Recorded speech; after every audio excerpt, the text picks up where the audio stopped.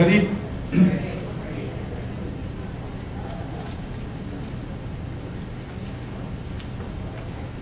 Hello everybody. Happy holidays. I hope you enjoy this past weekend.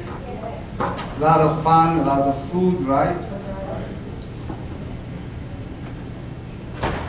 Gives me a great pleasure to be here today with you.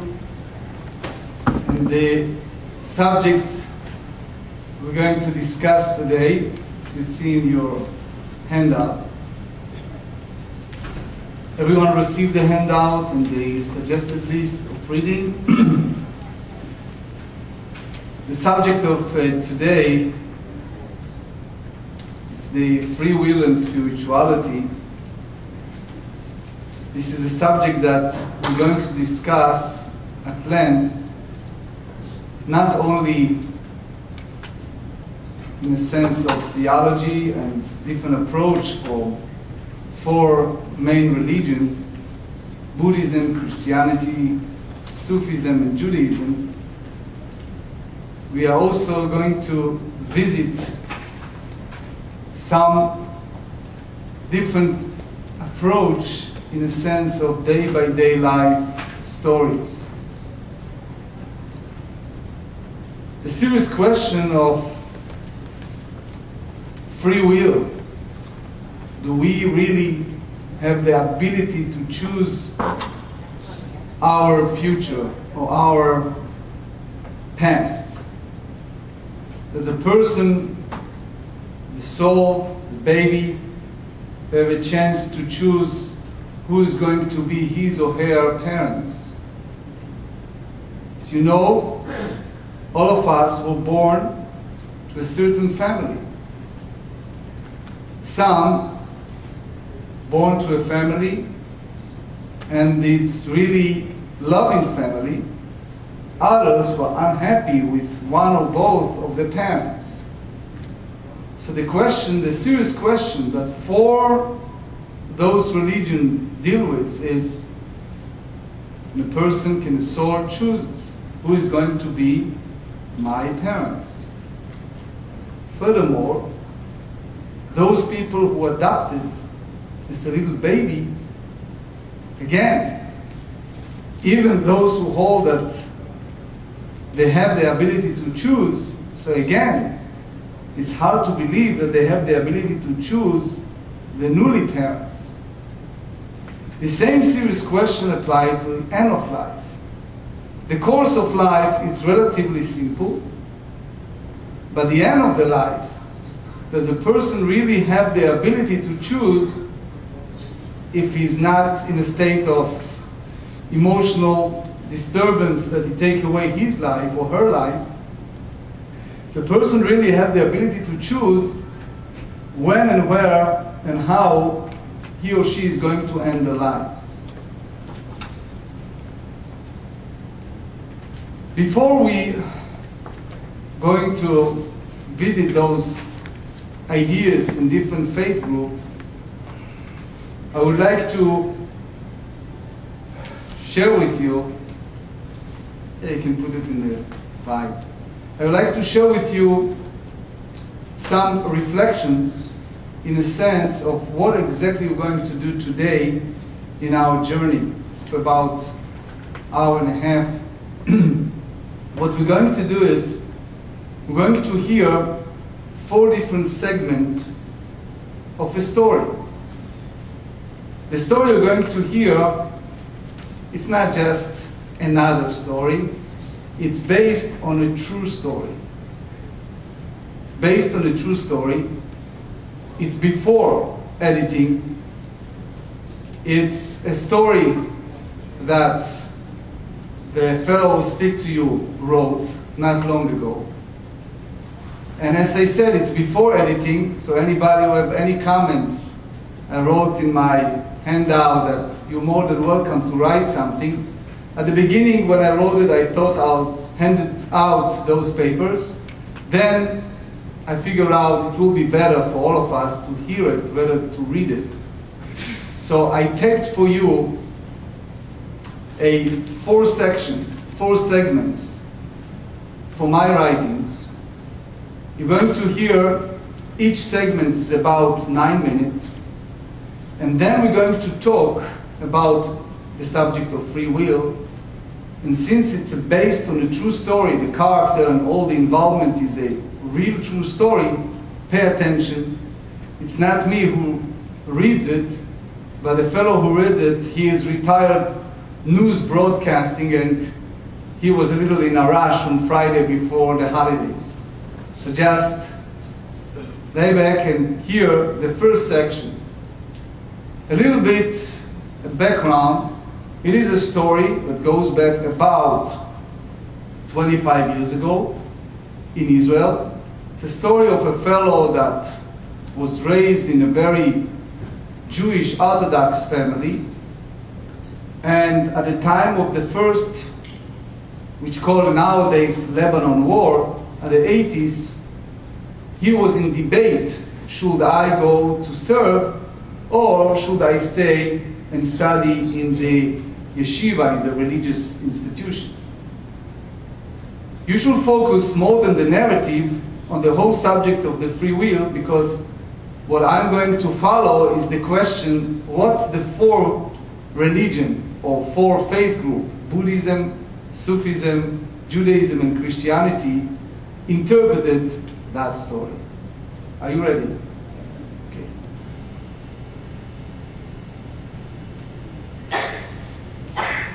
In the 1980s, Israel, the country of my birth, had been in a state of conflict with Lebanon. A terrorist organization was firing deadly missiles into residential neighborhoods in northern Israel, where I lived. Terrorist attacks are nothing new to Israel, which is surrounded by enemies sworn to its destruction. That is why all citizens are required to join the national defense when they turn 18. Not unexpectedly, on my 18th birthday, I received my draft notice. At that time, I was a rabbinical student studying in Jerusalem at a select Orthodox academy of about 300 students. I was recognized as an exceptional student, marked by my teachers as having the potential to be a future leading rabbi. Thus, I would be exempt from military service and could continue with my studies. Nonetheless, I did not apply for such status. The wise and revered head of the academy, Rabbi Minsky, called me to his office out of the blue one evening. It was a rare event for any student to be called to his office. I was nervous. Why me? Why now? As I respectfully greeted him, it appeared as if he was looking right through me. Then with his shaking elderly hands, he gave me the Armed Forces Exemption Certificate. He took it upon himself to grant me this official exemption without consulting me. He raised his unsteady fingers, placed them over my head, closed his eyes, and said a blessing. As Rabbi Minsky recited the ancient prayer, his heartfelt blessing uplifted my soul, and I felt an energy course down my spine to my entire body. Then opening his eyes sternly, he looked straight at me and said, Michael, this certificate gives you the privilege to choose your future. I'm confident that whatever you do, wherever you go, you will always remember and be guided by your roots. I felt relieved, humbled, and honored all at once. Yet his last words were strangely ambiguous. Was he clairvoyant? Was he prophesying? Or did he have a premonition of events of which he alone was aware? I was emotionally paralyzed. I held the document but remained speechless. My respect and humility for him prevented me from reacting with emotion. Later that night, I received the news that renowned and beloved Rabbi Minsky had passed away.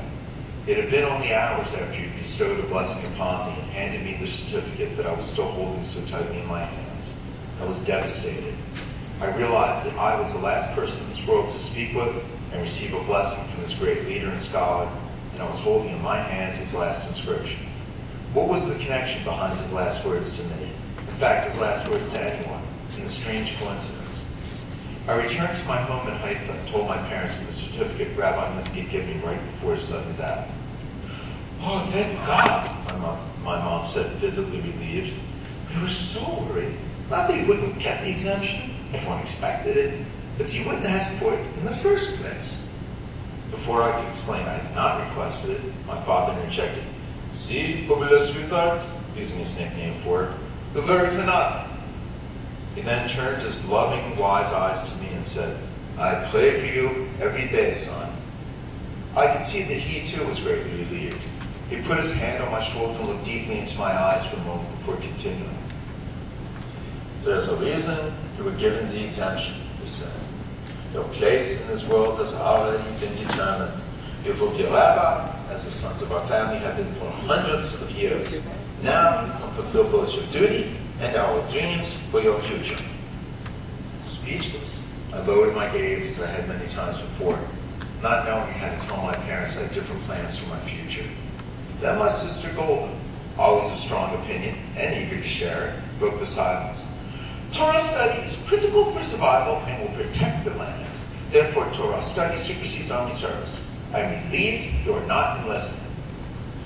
She concluded by putting both her hands on her hips, as determined as it can be. I had a few words of my own for her, but I bit my tongue and kept my composure, bottling up my true feelings. The following day was Saturday. I had been unable to sleep and was torn over the decision I needed to make. For religious reasons, my parents' home did not have television. But, as if to sway my decision, I could hear a radio blaring from a secular neighbor's house, reporting more devastating attacks and the urgent need for Israeli defense reservists to report immediately for duty. The wail of sirens broke the peace of the Sabbath. By 6 p.m., I was about to recite the concluding evening prayers, but couldn't. Images of the terror filled my mind and increased my distress over what to do. How could I, in good conscience, accept the exemption granted to me, knowing others were risking their lives in the Israeli Defense Force, protecting my family and country? I thought about the cloud of fear and violence under which my fellow citizens were living. At the same time, I valued the deep belief of my fellow students that they should continue their Torah studies as expected. They believe that Torah study is an important part of national defense, that God protects a people and a nation whose scholars study the Holy Scripture. My conscience tore me apart. Could I sit and study while my peers were fighting for us in the Army? If I were to depart from Army service, it would be close to impossible to return to this school. My family would be devastated, fearing for my bodily safety and mourning my choice to forego my studies and join the military. I was consumed by divided loyalties and repeatedly asked myself, under these circumstances, would I be able to concentrate on my studies? Even with the endless questions circling in my head, the scales were tipping towards enlistment. As if in response to my quandary, at that moment the siren sounded again, announcing another barrage of deadly terrorist missiles rising over the Lebanese border, heading toward my city. I knew I could not just be a bystander. I had to take action. I looked again at my papers and saw the effective date of my draft notice was the following day, Sunday. I had to choose immediately and end my inner turmoil. I made the tough, painful decision to forego my studies and join the Army, a moment that is still vivid in my mind. I was determined to follow through despite the repercussions. I was relieved. It was like a huge weight being lifted off my shoulders. That Saturday night, I began to pack a small suitcase. My mother entered my room and asked with a puzzling expression, Michael, what are you doing? Mom, I'm volunteering for military service. Why? She responded in disbelief, raising her voice, which she rarely did. Mom, I can't take it anymore. I can't stand by while so many people's lives are being destroyed. The war and suffering of so many people have been going on for 3 months. Children and the elderly are living in shelters, some of them not even knowing where their families are. There's no life here. Mom, you always taught me to be honest. I need to be honest with myself. By joining the Army, I feel I can help make the country safer.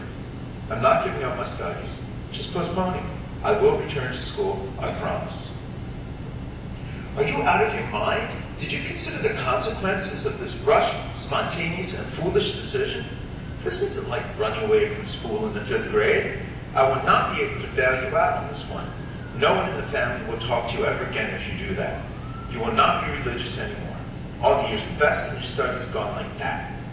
My mother, said my mother through her sobs, covering her beautiful eyes with her tender hands. Those hands had always been there for me, patting my head when I was a little boy, hugging and reassuring me that everything would be all right. Those hands, would ever feel their loving and supportive touch again? Forcing back my tears, I repeated a mantra in my head. Men never cry. Men never cry. Be strong. Men never cry. I threw a few more t-shirts into the suitcase and slammed it shut. I'm joining the Army now because I want future generations to live in peace. This Army needs me now. Nothing anyone can say will change my mind. My mother was shocked at my response, and she left the room in a huff, still weeping. My dad entered the room carrying a Bible in his hands. He looked at me and quoted the fifth commandment. You shall honor your father and mother. I answered, but I do, Dad. Before I could continue my response, he said, so your life on earth will be longer. Are you telling me I will not live long?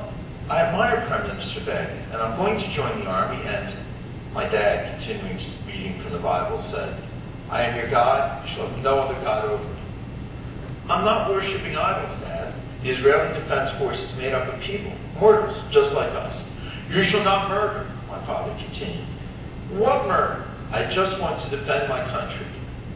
One by one, my father read the 10 Commandments, certain that I had broken them already, but was going to break them by enlisting. I trembled in anger, attempting to respond to each accusation, using all the skills of my studies. But my scholarship was no match for my father's, the great rabbi. When my father finished, he closed the Bible, kissing its cover. Being Jewish is keeping the Torah. You've decided to disown the Torah, and I have no choice but to disown you in return. You are lucky that we are not as extreme as the Rosa family. They mourned for 2 of their children at the same year. Once when their daughter was married out of faith, and secondly when their son enlisted to the army. You are very much alive, but you are not welcome in my vicinity anymore. Now take your bag and get out of this house. You're not part of us anymore. From now on, you're on your own. My family was distraught over my choice, but they couldn't change my mind, nor could they accept my feelings and reasoning. Even worse, from that moment forward, my extended family of aunts and uncles, cousins, nieces, and nephews disowned me as well. So when I left my home, I did not look back. I knew I was not welcome there anymore. I was certain that it would be a long time before I saw my home or my family again.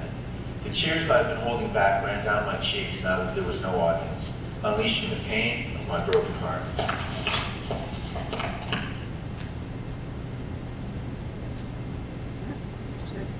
Okay, everyone heard that? That's the first part, the first about 9 minutes.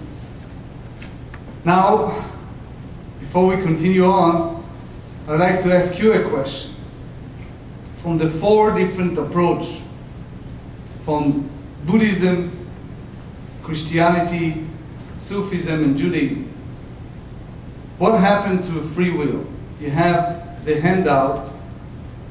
Look a little bit at the handout and try to figure out the narrative you just heard. How and what each of these groups going to respond? Is all different religion going to say the same thing or different? What is really the narrative? What exactly the story of Michael? What happened? It's based on a true story, as you know. But what exactly happened here? Is that his free will? Is that something that predetermined? Is that something related to the karma or karmic's view of something that was predestined or something that relates to a past life?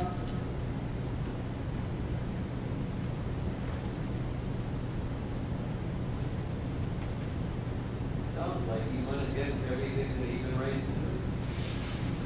So, all right, your name? No, you're thinking that it's just a story of rebelliousness. That's fine, but we're not dealing so much with narrative, we're dealing more with the theological approach of free will. Is that his really act of free will and rebelliousness, or it's something much deeper than that? That's our question. Yes, please. Free will. Your name? Ed. Ed. Free will is superior to any religious Okay. He said the free will is superior to any religion or religious observation. From the Merriam-Webster site dictionary, you see it's written, the free will definition is the power of acting without constraint or necessity or fate, the ability to act at one's own assertion, the power of making free choices that are unconstrained by external circumstances such as fate or divine will. And because of the second line and the third one, you see the language that it's still in an open. They use the word divine will, fate, etc. So it was something that was predetermined, was a Michael free will, or it was a divine plan, or divine will. Yes, Linda. Rabbi, it's a question to you, because how do you know if it was predetermined, if you're influenced by all the people around you, and it's your interpretation of right or wrong thing for you, how do you make that definition adhere to you when everybody's coming at you at different ends in their own definition? Okay. My answer, I would like to go deeper. That person, that narrative, that character was born in a certain place. It's like a person can be born in Uganda, born in Iraq, or born in Lebanon, or born in Israel. It's just the reality. He was born. If you tell me that it was a destiny, that he is born to a certain family, or it just happened by itself, it just happened by coincidence. The next step is this. If you tell me that he was born because it was predetermined, then he is now rebelling against his destiny. Or if you say that he's not predetermined, then the next thing is, what exactly makes a person being part of a situation or dilemma? Is that something that is a fate? Is that divine will?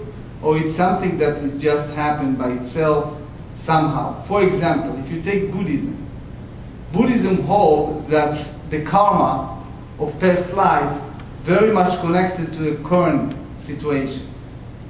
Therefore, in that sense, Buddhism will say that the story of Michael relates to something in a past life, in conjunction to his family, to his relationships with others, etc. It's one school of thought.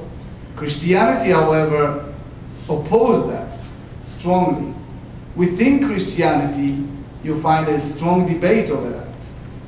Some will say that it was God's divine will. Others will say that he prayed to God, and that happened. Let me read to you my fellow minister, good friend of mine. I sent him just this and the next draft, and I said to him in the cover email, what do you think? And that's his response. Under the Christian view, he said, they had the free will to make choices, but it is agreeable that the path were already determined by God. A further point with Christianity is the idea that one should pray and consult God about all decisions and accept the answer as God's will. Which means God's will is his parents, or God's will is Michael. Then, it is quite common, he said, to hear people giving testimonies about, quote, rebelling against God's will in some way or another, until they finally listen and comply, and then things have been wonderful ever since. In Michael's case, in my interpretation, he said, even though his parents didn't want him to join the army, he prayed and felt that he was actually doing God's will, that he was following the right path at that moment.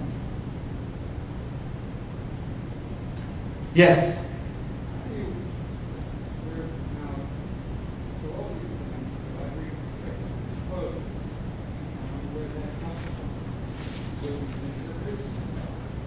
Okay. So if there is no God, he said that there is no God. Okay. if there is no God, so why, in other words, a person was born against his will to certain parents, with his will?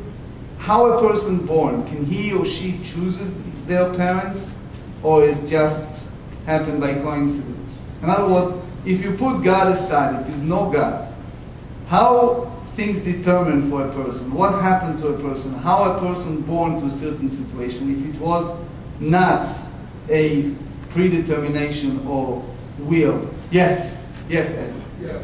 Loud, loud, please. Thank you. It is my interpretation that birth circumstances in your life are a matter of circumstance, chance, and what I like to call the lottery of life. Okay, the lottery of life. So, in the case of Michael, the lottery of life, this is a person, this is the character that was born to a certain family. He lived happy ever after with a certain Orthodox or ultra-Orthodox family. And then, all of a sudden, he is in a different domain. How that happened? Once again, he's in the domain that all people wind up in, but some do not. And the dilemmas are not always their own, man-made. It comes by circumstance, chance, and the lottery of life. And then he went on and developed his own sense of choice, value, and made his own determination, which was greater than any constraint could amount. Well, he said what you see here. This is a famous Shakespeare statement, right? So people are in a predicament, people are in dilemma, people are in a quandary, people have their debates in their lives. Sometimes the person's unhappy with his employer, spouse, partner, right? And then you go to those questions, to be or not to be. But back to the story of Michael, right? He was born to a certain situation. He made a decision to give up everything. Everything meaning parents, brothers, sisters, nieces and nephews, everyone in the family. The father said, you are disowned from now on, out of this house. Okay? This is a very strong, yes? Well, no, I was going to say, beyond the question of is or not free will, there's the reality that human beings, the human mind, can look back at the past retrospectively, and when I do, everything seems like it's fixed and, was inevitable, and there's nothing I can do about it now. Perhaps if the human mind were able to see prospectively or ahead, look back and forward, and you saw how the story was going to turn out, then it would be different. So we're really limited by what the human brain can perceive in terms of the future. So it seems like it's a question that when I look back, everything that I did was perfect and predestined, because that's actually the way it turned out. Well, you imply indirectly you like to hear further what happened in the story. Is that correct? Right. We'll be All able, right. be able to You will, I promise. Right. Yes. I think Because of his upbringing, yes. he had certain moral views. Certain moral views, okay.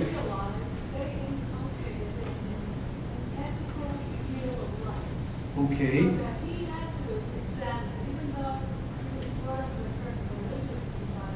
Okay. Moral obligation. Do you remember? That's very good. You remember the discussion with his father, when his father opened the Bible and started pointing out all these 10 commandments? That's very strong, right? And he's now not just a clash of value. He can go to the army and be killed or injured, or you don't know how this will turn, right? Also, the whole idea of disowning the son, that's very strong, right? Okay, yes? How can you separate free will and strong decision?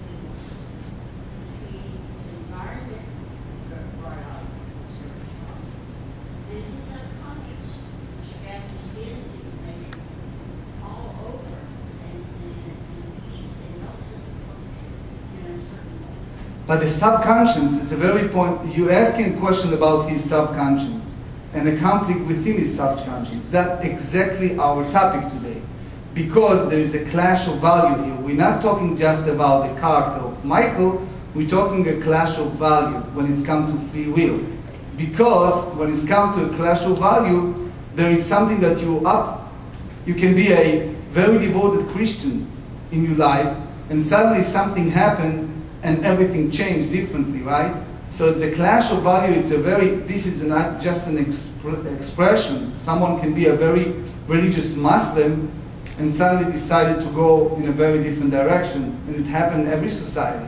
So those oh, I see so many hands raised. Okay, please. I think that Israel as a country has this problem all the time because there are those who are not particularly religious who feel never again, and that's their slogan, never again, we're not going down again. And then you have the ultra-Orthodox that won't fight because they don't believe that Israel should be a country, and they actually congratulate Ahmadinejad because they feel that Israel shouldn't be a country or the prophecies won't get fulfilled. So it's really, the whole nation has this question.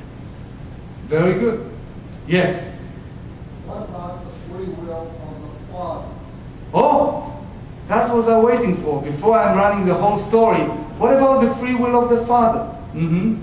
When he's presented with this question, Mm-hmm. doesn't he have a decision to make? Do I disown him or do I let him go? Mm-hmm. Right. The father needs to make a very serious decision. Well, I'm going to disown my son. No, not in the sense disown. In our story, he just kicked him out of the house, just tell him to leave. So disowning his son, which means his religious beliefs was supersede his love to his son. Well, together on the same page? Yes, Dr. Charlie. I don't know the answer to any of these questions, but Yeah. let's make it. Yes. The way people make decisions, nobody really understands. All kinds of things that go on in your brain. And your brain, depending on the previous experience, way before the experience has nothing to do with it. And makes you move in a certain direction.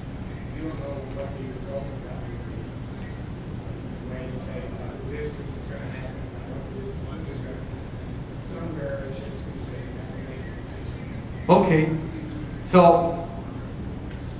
that's right. Somewhere Shakespeare said you need to make a decision.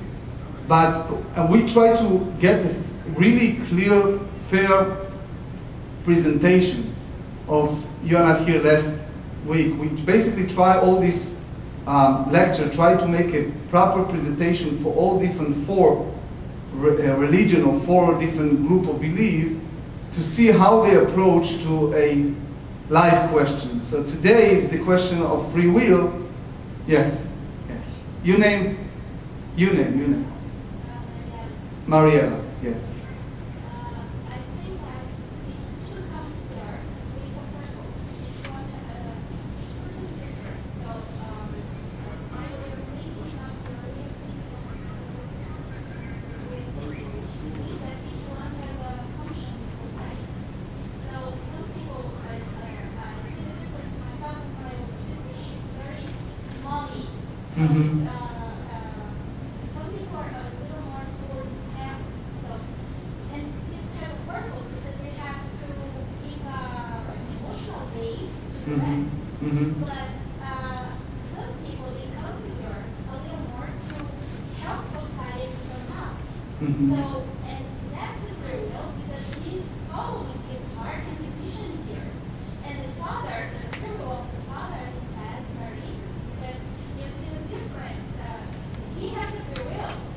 Decide to help the son, not help, but just support his state, give the emotional support, or just no. So both are have free will. Yes, but we don't know how it turns. What you're saying is that every one of them has a free will, but it can turn in so many different ways. You don't know if the son is back later, if the son survived, if the father regretted And it was not just a question of father-son, it's the whole question, the biggest picture.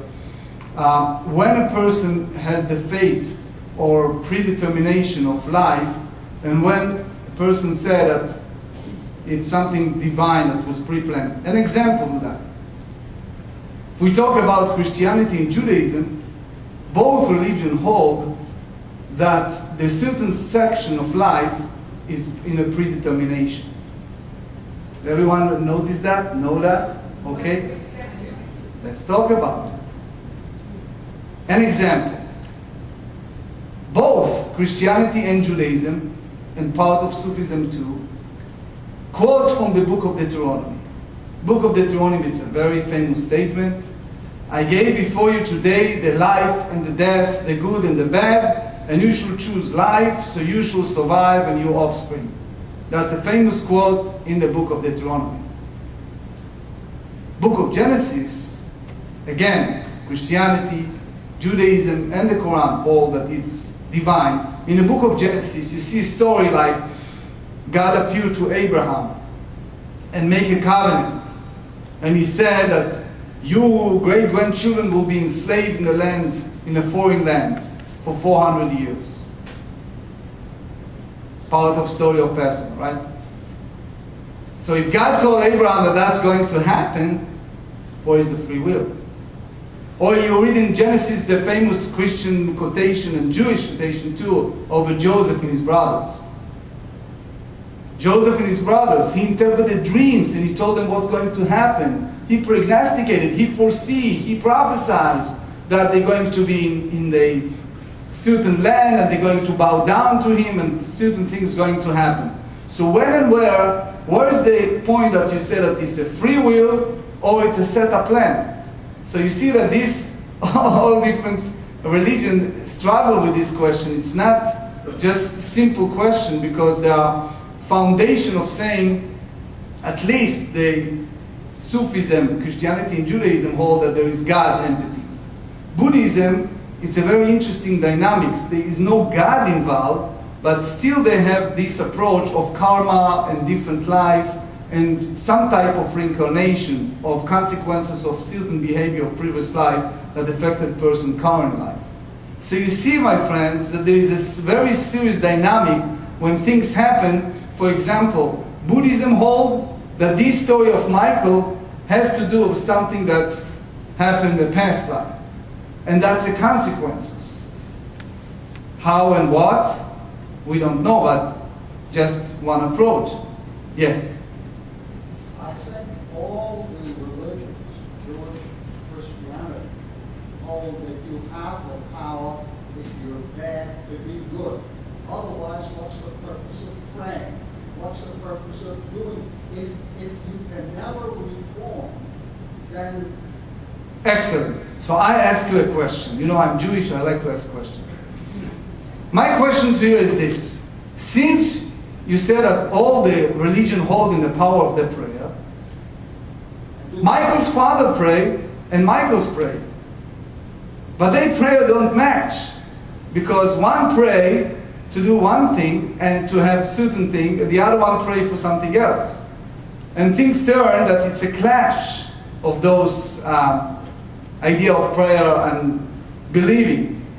Soon you hear what happened to Michael, and then you comprehend how different things turn the way that they predicted. Anybody have any prediction what happened to Michael?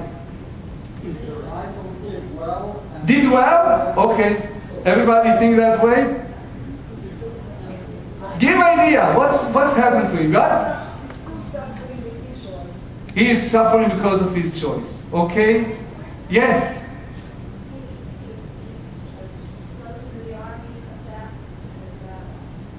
Oh. Goes to the army, come back as a rabbi. Yes? Michael is me, I didn't say it. I said it's in the base of a true story. Yes? It doesn't make any difference what the outcome was. At the moment of trial, with this decision, he was stuck in a bad position, and if we go on the basis that free will is superior to any constraint to do that, and he had a choice, and he made his choice,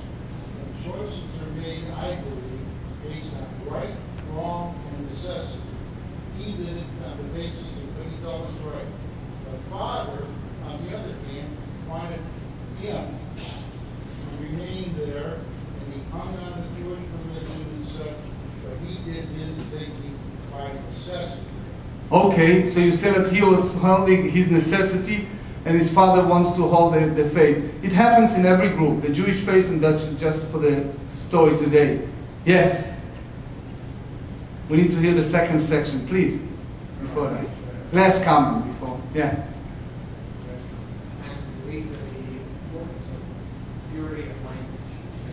It revolves around what do you mean by free? Mm-hmm. Is there such a thing as free? You define free as totally unbound by what happened in your previous life. Anything of any of your beliefs are a certain way. You believe that really free means way back at a certain moment. Nothing to do with free. All right. Then you look at it in a different way.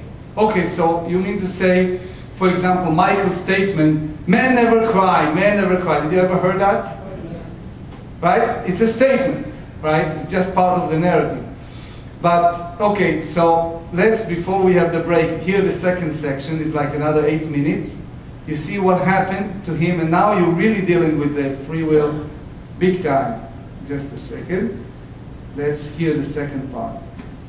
Is the sound clear enough? Yes. Okay.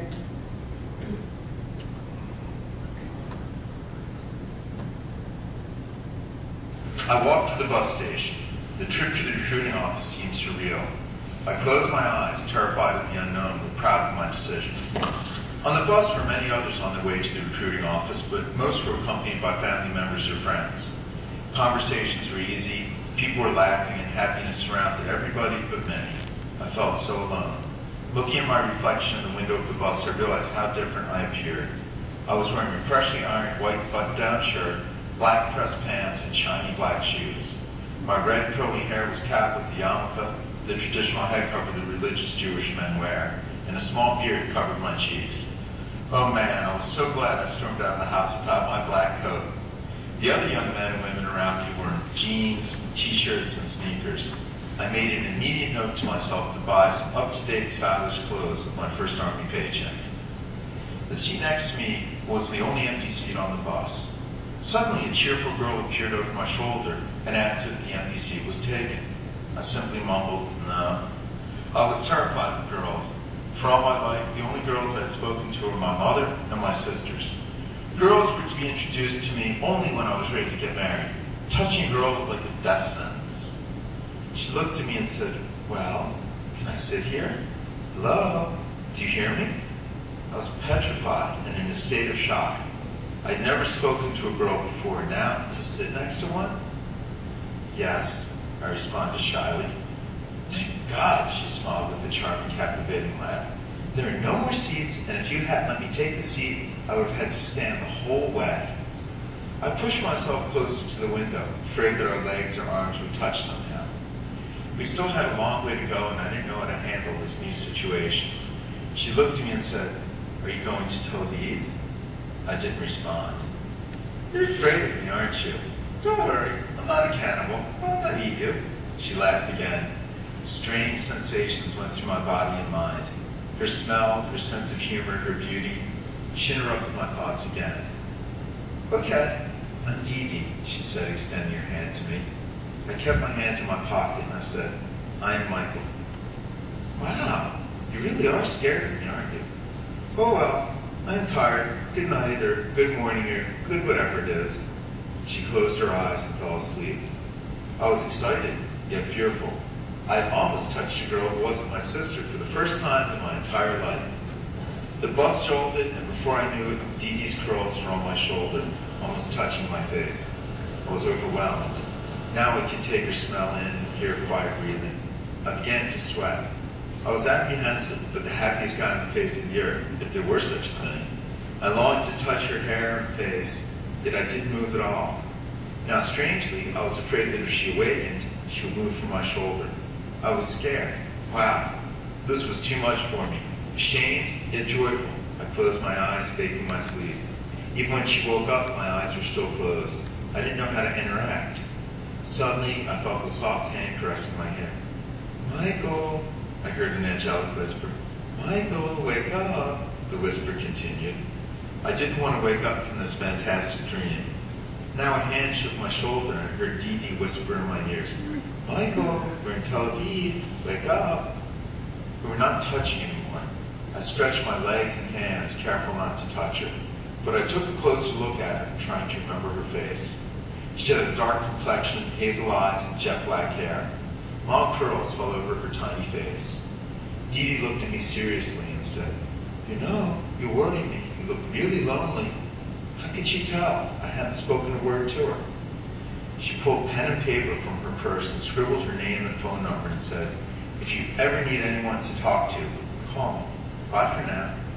With these words, she hopped up and bounced off the bus.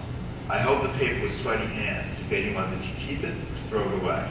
Then I recalled the saying in the Bible, shall two people walk together unless they be agreed? Perhaps the merciful God would send a messenger to protect me. I was just wondering why it had to be a beautiful girl. Little did I know that this girl, Didi, would be my only and best true friend for a while. I was greeted at the recruiting center by Commander Ethan, who asked me with an authoritative tone, what branch do you want to join? We try to accommodate every soldier, but there is no guarantee. I would like to join the Elite Special Forces Paratrooper program. The commander looked shocked. That's a surprise. I recognize your surname, and I know you come from a rabbinic family. I would not expect to find you here in the first place, and now you tell me not only do you want to join the service, but you want to be in Special Forces. I can offer you 3 positions.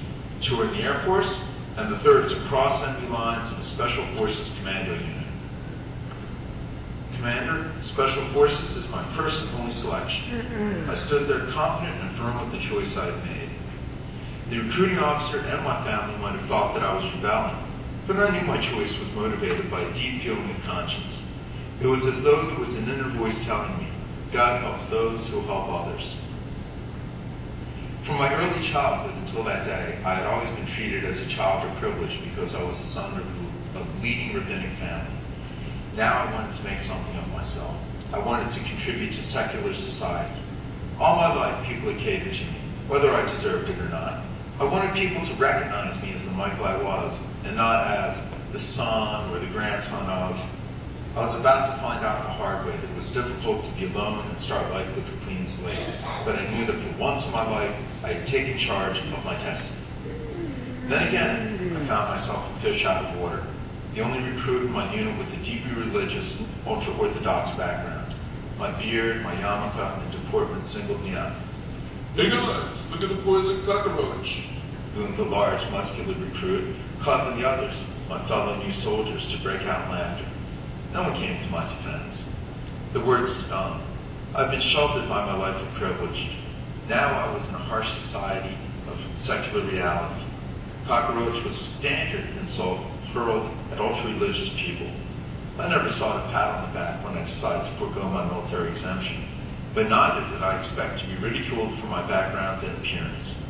I made a conscious effort to blend in. I did all my duties, never requesting special allowance for prayer or religious observance. I ignored the constant mocking of the other soldiers. I didn't answer their taunts, nor did I engage in any arguments, but I was doubly hurt, deep in my heart. I was hurt since my family wouldn't talk to me and so many extended family doors had closed since I joined the Army. By the same token, I was hurt by my fellow soldiers, all fighting for the same cause, mocking my appearance and background. I was thankful for the Army uniform, which helped me blend in. I began to build up my strength every day. I erected a shield around myself, redoubling my efforts to be the toughest, best soldier I could be, ignoring the offensive words used against me. I was becoming a resilient survivor, plain and simple. This lesson carried me through many years to come, and especially when I ended up in the hospital. I was stronger, but deep inside I was insulted and humiliated. I never knew firsthand what others thought of the ultra-Orthodox people. I only saw the other side, the way ultra-Orthodox saw others. The soldiers despised me. I represented something they felt was disgusting and not worth associating with. Was all this because of my looks? They did not even know me, the struggle I went through to be here with them. They had no idea of all the challenges and difficulties accompanying me. Leaving my safe haven behind me, my home and my loved ones was difficult. I had to break through those shackles, those fetters suffocating my soul. I knew what I had to do to be accepted, to be one of them. Late at night, when all were sleeping, I went to the bathroom accompanied with a pair of scissors and a shaver. First, I started shaving my beard. That was a point of no return. As the hair shed off my chin, so did my tears. I could barely see what I was doing. I cut my skin several times in the process, and drops of blood, immersed with tears, dropped down my chin. My emotions strengthened and challenged by the second.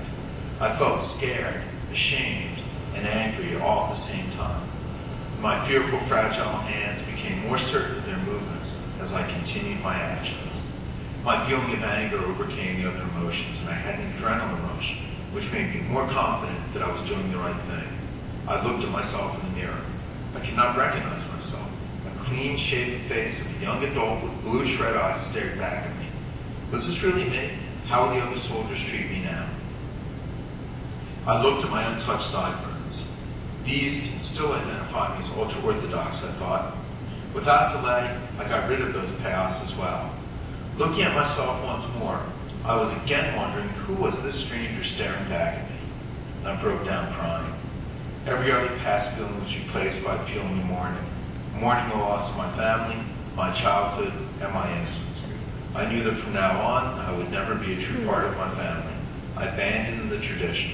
For them, I was disobedient, rebellious, and a disgrace. It was then that I understood that I had just reached the true freedom that was always in my subconscious. I resolved that no one will coerce and compel me to do anything. I will follow my own free will.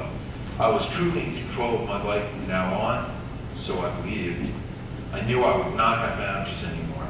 Constraints were the source of deep scars in my soul. Many years later, I understood that the shaving I did in the early time of my defense service made me a nonconformist and a free spirit. My soul simply needed a vacation every so often. The morning arrived. I would never forget the cruel way the soldiers in this unit treated me. Many were laughing and mocking me, telling me that it takes more than a shaver to be a man, insinuating that I was not one. Some just smiled and stayed quiet, while the others were just astonished. Then, like an angel, Odette, the first training officer in charge, interrupted the morning's opening taunt and said, "Stop ridiculing Michael. Enough already. He's here for the same reason you are, to fight terrorists and protect our home." Afterwards, Odette ordered me to talk with him privately. "Michael, I accept every decision you make about your own body. With all due respect, you are not a barber. You have no clue how to cut hair. I'm making an appointment for you at the barber today to get yourself a normal shave and a haircut. See it as an order." He smiled and left. I was thankful for his understanding. Everyone heard that? Okay. We now take a break for like 5 minutes and then we go to the second part. Thank you.